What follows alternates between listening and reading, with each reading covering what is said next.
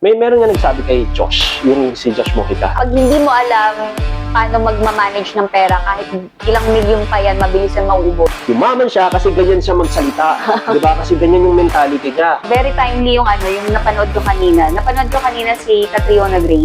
If you will ask a lot of people, a lot of millionaires, successful people, ang lagi nilang sasagutin dyan is, trust yourself.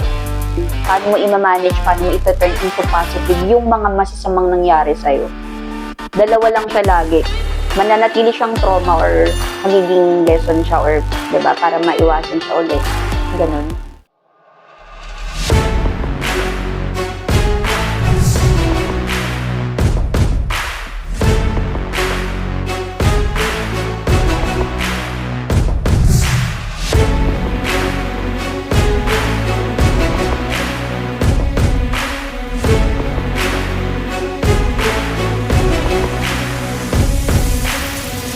Kasi a lot of times, 'di ba? Ang mind natin, this is the only thing that we can control. We can control the weather. We cannot control the weather.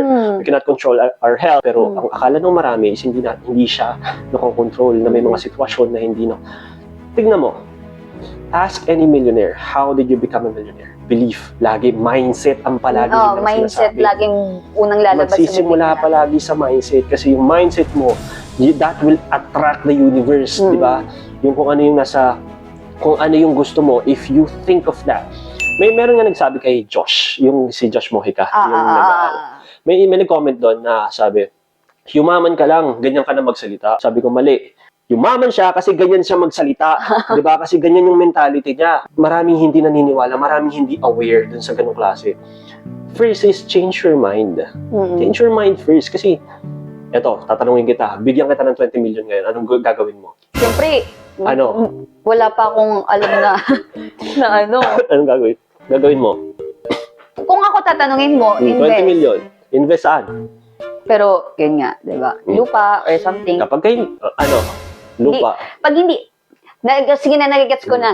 Kapag hindi ready ang pag hindi mo alam paano magmamanage ng pera, kahit ilang milyon pa yan, mabilis yan mauubos. Yes, you need to ready your mind first. Bakit hindi?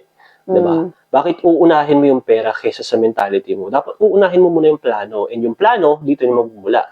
Diba? Ang pera is just a tool na magagamit natin para i-construct yung plano na nabuo dito sa utak natin. That's when money will come in. Will diba? follow. Money will follow. Kailangan talaga mindset muna yung mauuna. Yes. Bigyan mo lahat ng yung mga matatalinong tao na may yung grabe yung mentality na klase ng tao na wala silang pera or konti pa lang yung pera nila. Kung bigyan mo sila ng pera, kahit hindi mo naman sila bigyan ng pera, makakahanap yan kasi sobrang strong na mentality nila. Hindi sila yung tipo ng tao na natatakot, na mapahiya, na natatakot mag-fail. Diba? They will fail until they win. That's their mentality. Kasi a lot of people thinks that once they fail, stop. Iba naman. Diba? Once na nag-fail na naman sila, iba na naman. Pero dito para sa akin. Diba? Ganun ang mentality ng tao. Pero minsan ang hirap din ma-recognize na, kasi may times na gano'n, na nakailang try siya dun sa bagay na yon until para sa kanya, nakailang try naman na siya. Is it bad if you think naman na you did your best, tapos ilang ulit na? Yun nga yung sinasabi ko sa inyo. Ito, this proves me right sa mentality. Tingnan mo. Isipin mo ulit yung tanong mo. Hindi ka sigurado. Meaning yung mentality mo, yung mindset mo, hindi pa sure. Wala pang plano. You're trying. Diba? You're contemplating in between things. Kasi kung buo yung loob mo, kung buo yung nakatuto ka lang doon regardless of you fail or regardless of failing or winning. Sabagay. Diba? Naalala ko, very timely yung napanood ko kanina. Napanood ko kanina si Catriona Gray. Tinanong siya, what's the biggest advice na hindi mo sinunod? Ang sagot niya, eto non-verbatim na, basta ang sinabi niya lang, every time na ewan ko kung designer ba siya or whatever, ganon. Pag may sinasuggest na, no, it won't suit you. No, wag ganito, ganyan. sa kanya daw stubborn siya kasi pag daw ang may vision siya, na-visualize niya, kailangan niya daw munang sundin yun bago niya sundin yung iba. Oo, syempre. Ang galing nga nung pagkaano niya, and naalala kita doon. Sabi ko, oo nga, tama yung sinabi niya na, no matter what, I have to follow my vision first before ko i-follow yung suggestion ng iba. Kasi I'm afraid na what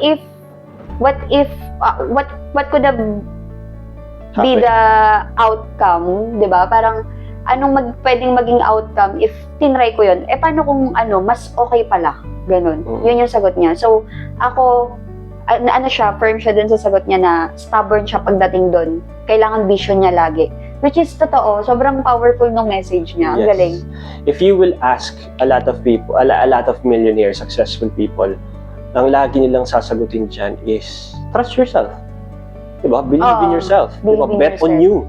Yun palagi, diba? Sarili mo. Kasi, kung ano yung nakikita mo dyan sa sarili mo, ikaw lang rin yung magpapatupad yan. Hindi yan ipagpapatupad ng ibang tao para sa'yo. Kasi totoo nga no, pag totoo naman, pag hindi buo yung loob mo, magko-contemplate ka talaga. Pero, di ba, isipin nyo, pag meron kang isang bagay na gustong gawin, like, simplify natin, ng mga bata pa tayo na binabawalan ka ng parents mo, pero ikaw buo yung loob mong gawin, kahit sinabi na mapapahama ka dyan. O hindi ba sinabi sa'yo, huwag ka umakyat dyan sa puno na yan kasi ganito, ganyan, malalaglag ka. Pero ikaw gusto mo akyatin yung tuktok, and naakyat mo siya, ang dami mo nakuhang mangga. Di ba?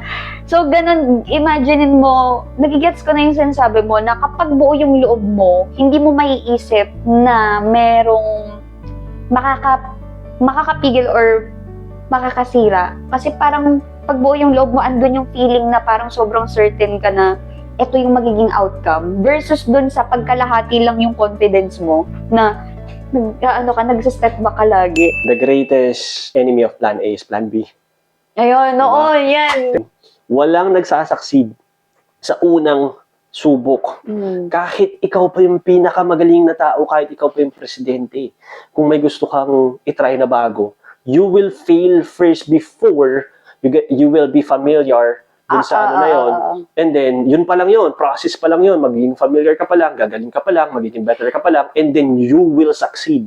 Perfect example nga, di ba, yung pag sa interview, sa mga job interview, naalala nyo ba yung unang-unang araw na nag-apply kayo, na takot ka? Wala naman nag-apply dyan na lahat may experience na lahat tayo dumaan sa di ba? Pero, dahil, nag-fail ako dito, o apply ulit sa ibang company, nag-fail na naman. Parang kaka-fail mo, somehow, may nagigain kang confidence na sa mga next interview mo, hindi ka na ganong kinakabahan. Pero, importante pa rin na alamin mo kung ba't ka nag-fail dun sa kasi para ma-improve mo siya sa next interview. Diba? Ganon, same siya dun sa sinasabi mo. Kailangan mo munang ma-familiarize yung process. Pag na-familiarize mo na, dun ka makakapag-gain ng confidence to try again. Yes. Ganon. And always remember na whatever it is, whatever that you're visualizing, na gusto mo talagang mangyari, expect na makapahiya ka sa una, expect na mag-fail ka. Expect na tatawanan ka. Ba naman ginagawa niyo? And just focus on the lessons. Focus on what yung mga matututunan mo dun in the process and within the outcome as well, di ba? And i-amplify mo yung napahiya ka, yung feeling na yun, yung experience na napahiya ka, i-amplify mo, ulitin mo sa sarili mo, para yung sarili mo umayaw. Na mapahiya ulit. Na mapahiya ulit. So that way, you are controlling your mind, di ba? You are influencing your mind na, para hindi na tayo pwedeng mapahiya dito sa next natin. So ngayon, mapapractice tayo. Mapractice tayo. Practice tayo ngayon. Practice tayo ganyan. Kasi, ang mo naman, anong klaseng mentality yung napaulit-ulit ka napahiya, di ba, na... parang ibig sabihin wala ka natututunan. Anong klaseng yun? Wala kang nare-reflect every time na nag-fail ka. Pag ganun. Sige, go. What's one thing from your childhood that has shaped who you are today? Meron ba? Sobra. Para sa akin, I would parang highlight yung years na lagi ako nabubuli from elementary to high school. Para sa akin. Nakwento mo yun sa akin. Kasi maliit ako dati, and sobrang puti ko. May contribution dyan sila Dadap tsaka si Miguel, di ba? Sabi mo. Sobra. Well, dati kasi, ano okay, alam yung Jose Rizal na, no? Dati din. Sabi ko, roller pa yung Alam mo ba? straight naman. Yung picture natin ng high school, ding nasa likod ka, dapang-dapa yung ano, dapang-dapa yung buhok mo nun eh. And kapag ka ano yan, inaano ko yan eh, yung guhit niya, gusto ko straight na straight siya. Hindi ko na-realize sa sarili ko na corny pa. Na medyo nakakaano pa na yun in the older days na parang Parang kapasampal-sampal na, no? Pero yes, ganun ako dati. Tapos ano ako, aral. So, Di ba sabi mo, honor ka from... Oo, honor student ako. From... Naglalaro ako top 1 to top 2 from elementary up until... Sir Dolatry ka lang nagloko, di ba sabi mo? Ganun klase ako, nabubuli ako dati. Hindi to alam ng mga magulang ko, hindi to alam, never to nalaman. Until ngayon, hindi alam wala nakakaalam yan. Simula nung grade 2 ako, nung nag-public student ako. Nag-public school ako, doon ko nakilala na ibang-iba sa private, ang public. So, public school ako, grade 2, tanda ako to. Every day, mayroong mas malaki sa akin na kumukuha ng baon ko. Ang baon ko, 20 pesos. Totoo pa lang nangyayari? 20 pesos ang baon ko, 20 pesos binibigay ko sa kanya. Buo? Dahil sa bully. As in, wala. And so, pinipisikal ka niya pag di ka nagbigay ng baon? And sometimes, wala talaga, as in, wala. So, ang diskarte ko, ganito, alam niya kung magkano yung baon ko. So, kinukuha niya lahat. Nakakaawa siya kapag tinitignan ko yung sarili ko that time. Bakit inalaw mo? Bakit ganyan mo? I can't do anything. That's exactly the reason dun sa mga kung bakit ko parang minomotivate yung ibang tao. Kasi especially mga lalaki. If you're harmless, if you're weak, you're not a man, di ba? You cannot live your life fully kapag hindi ka capable of being dangerous. Yes. Sobrang ganda nun. Sobrang in love ako dun sa ano na yun. Ang ganda nun. Yes, kay Jordan Peterson, di ba? Ang galing. Yung sinend kong video sa'yo, the way niya sinabi. Galing. Well, yun nga. Grade 2, grade 3, tapos nung nag-grade 4 ako, alam mo, nung nag-grade 4 ako, yung mama at papa ko nag-away, medyo nagka-physikalan. Tapos si mama, inuwi akong probinsya. Inuwi kaming lahat sa probinsya. Ayun yung sinasabi ni mami na naglalaba ka ng madali. This time, natutuwa ako kasi nga nalayo ako doon sa mga bully. Marami yun, hindi lang siya. Tanda-tanda ko yung mga pangalan ng mga yan. But still, nung after nun, napunta ako sa probinsya, not knowing na mas mabubuli pa pala ako doon. Oh? Kasi mas, Manilenyo, kung tawagin. Hindi ako bilong. Parang kasi nun parang more baby powder ka. Parang kang baby powder, tapos may bimbo sa likod. Ganon. Yung mga ganong klase. And, from 20 pesos, naging 40 pesos yung bahan ko, naging 30 pesos. Sa pero nung na-probinsya ako, 2. Oh, yun yung baon ko nung elementary ako, malaki na sa akin 2 piso lagi baon ko. Yun, piso, 2. 5 piso malaki na yun sa probinsya. Oo, malaki na 5 pesos. I think those things are kasi kapag hindi mo siya... Panahunan pa natin. Kapag hindi mo kasi siya pinag-isipan maigi, you'll see it as trauma, as a bad experience na gusto mo kalimutan. But not knowingly, na it will shape you. It will craft you into this beautiful piece kung sino ka ngayon. So many years, di ba? Ngayon, makikita mo ko na sobrang tapang ko, na sobrang tough ko na tao, na sobrang hard ko. But if you observe how I treat people, kung gaano ko ka-gentle sa tao, kung gaano ko ka-gentle na hindi masaktan yung emosyon niya kapag nakikipag-usap ako, kung gaano ko ka-gentle mag-treat ng mga tao, walang nakakaalam nun kasi walang camera sa totoong buhay. Diba? Pero on how I manage my team and how I lead my people nung naging supervisor ako dati sa company ko, and that's why I have the lowest attrition, diba? So those things, those traumas, if you can just learn something from it, diba? Kung hindi mo natutunan, kung wala ka natutunan doon, at least you know the feeling of being bullied, diba? Hindi mo siya gagawin. Hindi mo nahayaan na mangyari ulit sa'yo. Yes, the horrible experience, diba? Hindi mo hayaan na maranasan yun ng ibang tao. And nakita ko siya nung nagtatrabaho na ako. I hate bullies. Sobra. Tsaka mga power tripping, no? Medyo maano na ako yung aura ko, yung presensya ko sa mga tao. Kahit mga siga yan, mga addict yan, mga nakulong na yan. Nagdo-double yan sa akin. Nagko-contemplate kasi yun it's your energy pagpasok ng room Oo. Nagko-contemplate yan sa akin. Bubulihin ba ako nito? Ano ba ako niyan? And maraming beses na nangyari to sa akin. na lasing na, nagkakainuman, tapos naglalabasan ng mga yabang, yung mga tapos may bubulihin silang babae, may bubulihin silang lalaki, yung pinakatahimik. Sasawayin ko yan. Nakikinig sila. Kasi kapag hindi nila, nakikita nila, nalilisik yung mata ko. Kasi may ganun akong klase na ayoko talaga na may nabubuli. Ayaw ko talaga. Na hindi nila alam na yung feeling nun, lalo na bata ka pa nun, di ba? Lalo kapag matanda ka na, di ba? Kasi gano'n ka laking disrespect yun na nararamdaman niya, naguguhit yun sa pagkatao niya, di ba?